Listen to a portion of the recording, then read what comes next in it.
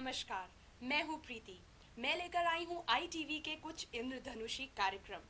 तो आइए शुरुआत करते हैं परिक्रमा से।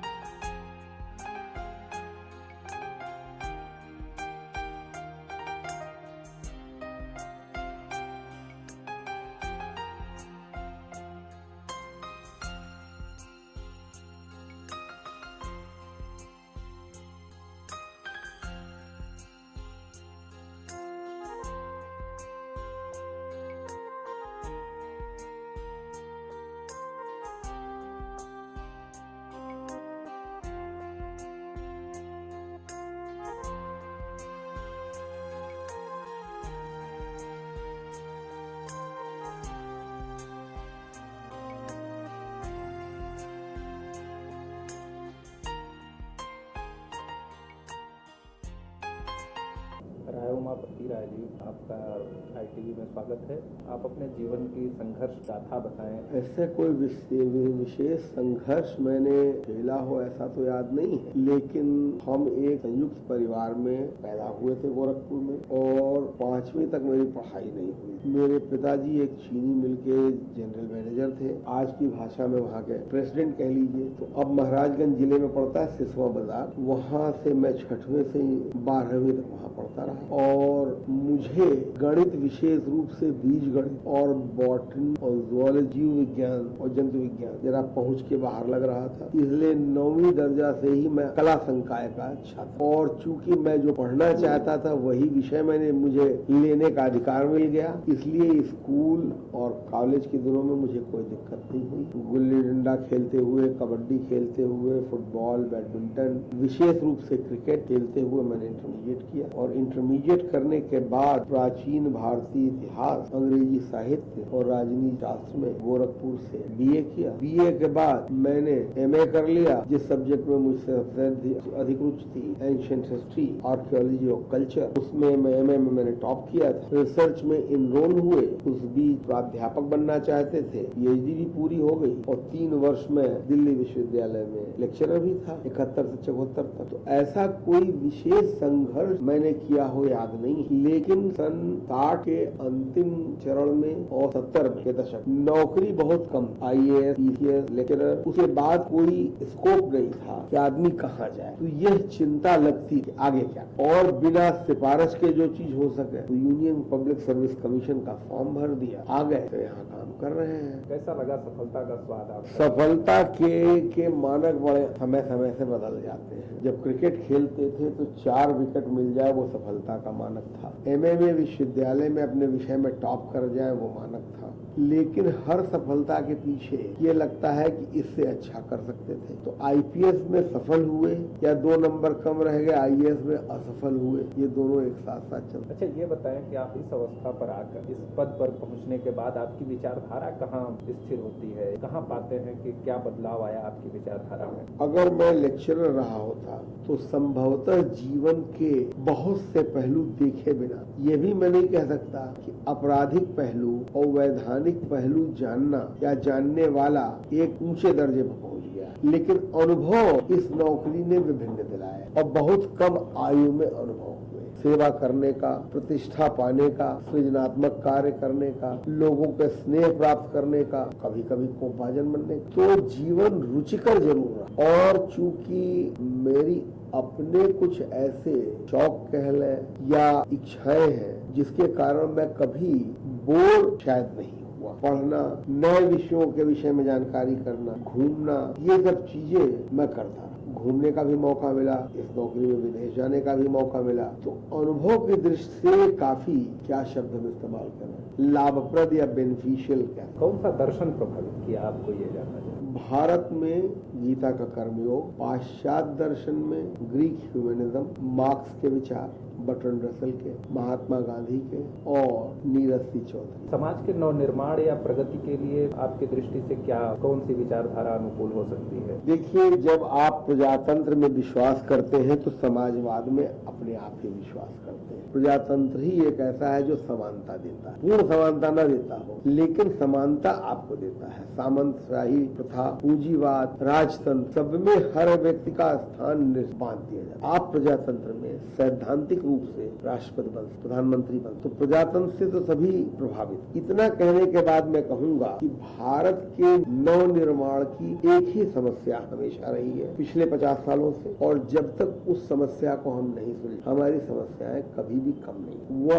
है जनसंख्या। आप कितने भी सड़क बना लीजिए, कितने भी गाड़ियां बना लीजिए, कितना भी कपड़ा बना लीजिए, देश की या धरती की एक क्षमता है और उस क्षमता से मानव बहुत आगे बढ़ गया है। भारतवर्ष में अगर आपको एक दातून किसी को देना हो साल में एक बार, तो 100 करोड़ दातून चाहिए। तो यहाँ मूल समस्या है जनसंख्या में अनियंत्रित वृद्धि। युवाओं को कैरियर के लिए क्या बताएंगे कि उनका भविष्य सुनिश्चित हो? युवाओं के कैरियर के लिए दो बातें आवश्यक। पहला, बिना किसी लक्ष्य के पढ़ाई न, लक्ष्यहीन शिक्षा करने से कोई लाभ। हाई स्कूल तक या इंटरमीडिएट तक अपना लक्ष्य किसी दिशा में हो जाए, किसी निर्दिष्ट स्थान पे न हो, दिशा ले। और यह भी आवश्यक नहीं है कि हर आदमी केवल शिक्षा से सफल होगा। राय साहब, आपके कार्यक्षेत्र से जुड़े हुए कुछ सवाल पूछना चाह रहे हैं। भ्रष्टाचार को कितने रूपों में आप समझते हैं, कितने रूप में पाते हैं? आप भ्रष्टाचार निवारण संगठन के इस समय अपर महानिदेशक हैं पुलिस के। भ्रष्टाचार निवारण संगठन जो हमें आधिकारिक रूप से, उसमें मुझे राज कर्मचारियों आर्थिक अथवा वैधानिक रूप से भ्रष्ट होने, मुझे सरकार से जांच मिली या विभागाध्यक्षों के माध्यम से आती है कि हम जांच वैधानिक प्रक्रिया के अनुसार कार्रवाई करते हैं। क्या आम सूचना पर आप जांच वगैरह ट्रैप कर सकते हैं? हम आम सूचना पे अभिसूचना संकलन कर, लेकिन हमारा क्षेत्र या हमारे संसाधन इतने हैं कि जो शासन से आता है या विभागाध्यक्ष से आता है, उन्हीं पर हम कार्रवाई। अच्छा, यह तो निश्चित रूप से आप मानते होंगे कि भ्रष्टाचार काफी बढ़ा है आज के समाज में और सरकारी महकमे में भी बहुत बढ़ा है।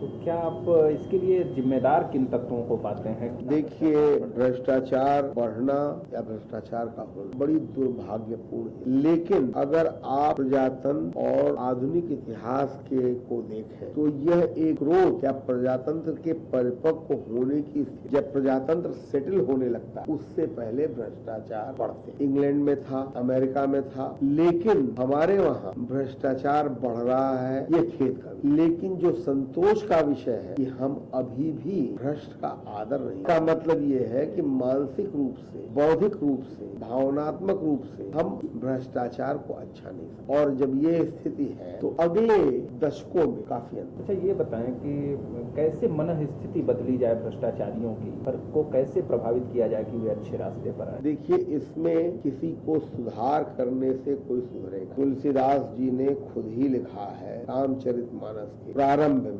बायस पली है अति अनुरागा, कोई निरामिष कबहु न कागा। तो ये उम्मीद करना कि किसी के प्रवचन से भ्रष्ट व्यक्ति सुधर जाएगा, मुझे इसमें शंका है। एक वाल्मीकि ऋषि वाल्मीकि हो सकते हैं, लेकिन उसके लिए दंड और पदच्युत करना आवश्यक। जब हम जीरो टॉलरेंस करेंगे करप्शन के लिए, तभी करप्शन कम हो पाएगा। अच्छा, विभाग में बताएं नया क्या हुआ है? ऐसी कोई नई चीज नहीं हुई है, इसके अलावा कि मैं ये प्रयास कर रहा हूँ कि ट्रैप और अच्छे स्तर का हो, विवेचना जल्दी समाप्त की जाए। के लिए क्या कर रहे हैं? हम अपनी तरफ से ये प्रयास कर रहे हैं कि विवेचना जल्दी समाप्त कर दें, लेकिन निर्णय उसका न्यायपालिका द्वारा किया जाएगा, उस पर हमारा कोई अधिकार। आपकी नजर में सबसे भ्रष्ट विभाग कौन सा है? देखिए, इस प्रश्न का उत्तर देना कठिन है, इसलिए कि जिस व्यक्ति को जिस विभाग से अनुभव हुआ है वह उसी को भ्रष्ट कहता है। लेकिन इतना कह सकता हूँ कि ऐसे विभाग भी भ्रष्ट है जहाँ का भ्रष्ट होना ज्यादा कष्टकारी, जैसे शिक्षा, स्वास्थ्य, जो भारत के निर्माण से जुड़ी हुई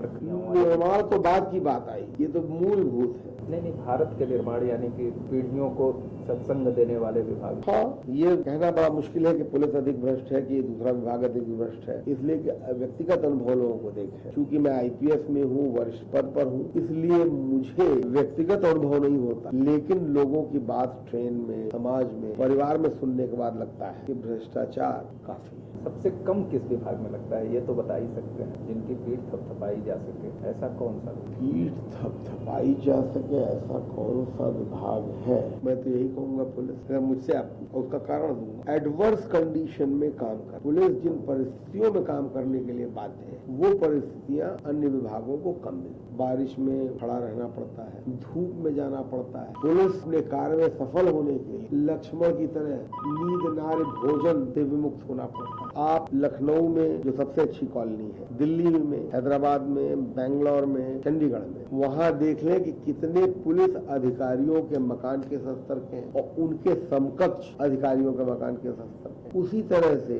द्वितीय श्रेणी के मकानों में देख लें, आप चाहें तो कुछ बड़े ज्वेलर से पता लगा लें, तनिष्क शोरूम से, कि कितने पुलिस के अधिकारियों ने सोना या हीरा खरीदा है। या लखनऊ में आप बता दें कि कौन से picture hall, restaurant, shopping mall किसी पुलिस कर्मी का है। ये बात भी न भूलें कि जिसको पुलिस पकड़ती है वो इस आरोप के पीछे निश्चित रूप से अपनी बचत करना चाहता है, और पुलिस ही एक ऐसा विभाग है जो बार बार अपने कर्मचारियों को दंडित करता रहता है। संगठन की चुनौतियों के बारे में बताएं। क्या हमारी सबसे बड़ी चुनौती है कि उनका हम कन्विक्शन, दंड दिला सके न्यायपालिका। नहीं दिला पा रहे हैं, उसमें समय लग रहा है। इतना समय लगता है कि गवाह कुछ मर जाते हैं, कुछ का मिलना मुश्किल हो जाता है। कुछ राजनीतिक दबाव? नहीं, कोई दबाव नहीं। राजनीतिक दबाव की नहीं, मेरे ऊपर कोई दबाव पिछले 8 महीनों में जब से मैं नियुक्त हूँ कोई किसी प्रकार का नहीं, और किसी पार्टी का। राजनीतिक दबाव आप बता रहे हैं, प्रायः एक बहाना है। और अगर राजनीतिज्ञ या राजनेता कोई चीज कहता है तो जनता ने उसको चुन के भेजा है, वो अपने धर्म से, अपने कर्तव्य से बंधे हुए हैं। अगर वो वैधानिक नहीं है तो आप सूचित कर सके तो कर दें। विभाग तकनीक से कितना जुड़ा है? हाँ, ये मैं प्रयास कर रहा हूँ कि जो नई तकनीकें हैं उसका प्रयोग किया, उसके लिए कुछ प्रस्ताव भी भेजे गए हैं और संभवतः अगले कुछ दिनों में उसका असर दिखाई पड़ेगा। तो क्या आप तो विदेश भी गए हैं, वहाँ के मतलब इस तरह के संगठनों से मिले जुले? या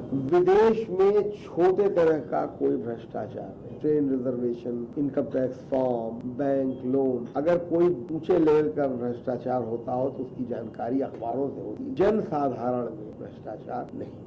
ये बताएं, आम सूचना पर आपका विभाग कितना सतर्क होता है, कितनी त्वरित कार्रवाई में जुटता है? अगर सूचना पॉइंटेड है, इंगित करती है और उसमें कुछ तथ्य समझ में आया, वेग या जनरल सूचना का कोई मतलब नहीं होता कि वह व्यक्ति लाखों कमा रहा है, इस सूचना का कोई अर्थ नहीं। अगर ये सूचना, एडिट कर लेना इसे, यह सूचना कि वह व्यक्ति आज रिश्वत मांग रहा है तो हम फौरन भेज देंगे। अच्छा, ये बताएं, जैसे कि ये जो आपकी संस्था है, इसमें पारदर्शिता को लेकर आप कितने? हमारे वहाँ मैकेनिज्म है, अगर सूचना मिली और एफआईआर नहीं लिखी गई, उत्पीड़ित किया गया, तो आप सीओ से कह सकते हैं, एसपी से कह सकते हैं, न्यायपालिका में जा सकते हैं, शासन में। यहाँ मैकेनिज्म है जिससे कि देखा जाता है। आप पुलिस अधिकारी, किसी भी पुलिस अधिकारी से मिल सकते हैं, ये बात अन्य विभाग के साथ नहीं हो सकती। अच्छा, आईटीवी के दर्शकों के लिए आप क्या कहना चाहते हैं? स्वस्थ रहिए, मस्त रहिए। बहुत बहुत धन्यवाद राय साहब, आपने बात की। हमें पूरी उम्मीद है कि आपको हमारे कार्यक्रम जरूर पसंद आ रहे होंगे।